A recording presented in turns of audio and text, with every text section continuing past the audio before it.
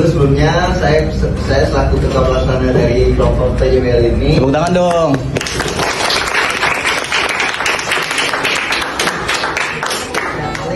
Saya mulai aja kali ya.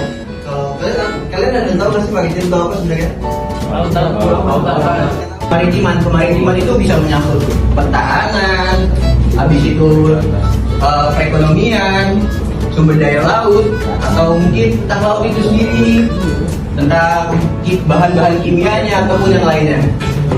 Sedangkan kalau ilmu lautan sendiri ini itu menjelaskan lebih detail lagi tentang dinamika ekosistem laut, geologi dasar laut, lalu ada dinamika cairan geofisika. Ada yang tahu nggak sih itu kata-kata itu? Kayak awal banget ya sama kata-kata itu ya. Asing banget.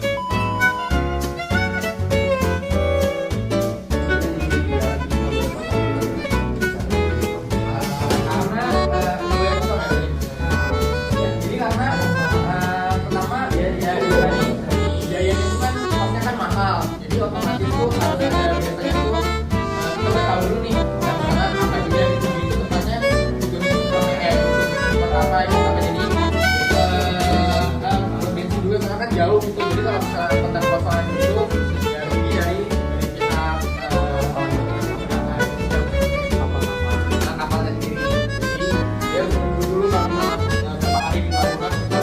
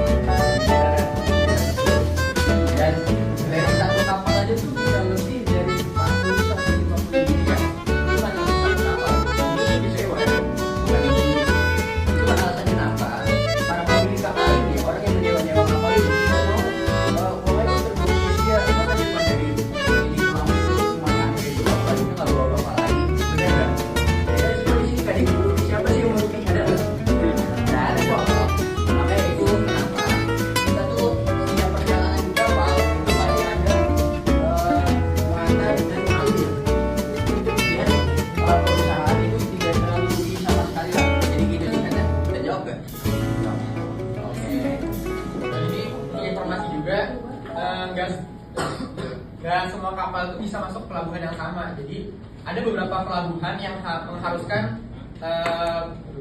syarat air, pokoknya tuh kayak muatannya tuh bisanya pelabuhannya menerima menampung berapa. Jadi nggak semua kapal tuh bisa misalnya masuk ke Tanjung Priok, misalnya kapal ini masuk ke Tanjung Priok itu nggak bisa misalnya gitu. Jadi ada syaratnya di suatu pelabuhan itu bisa dimasukin oleh kapalnya tersebut. Jadi intinya tuh suatu kapal jika ingin datang misalkan ke pelabuhan Merak deh yang ada di Cilegon sana atau Banten, itu tuh harus memiliki atau harus sama dengan kondisi perairan yang ada di pelabuhan Merak itu sendiri.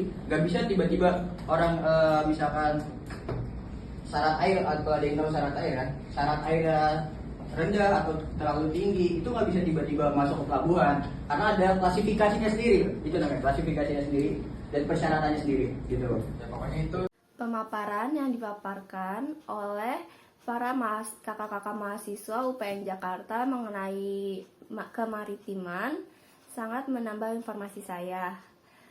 Yang hal-hal yang dipaparkan oleh para kakak-kakak mahasiswa UPN Jakarta menambah informasi saya terkait kemaritiman yang sebelumnya belum pernah saya pelajari ketika di bangku SMA.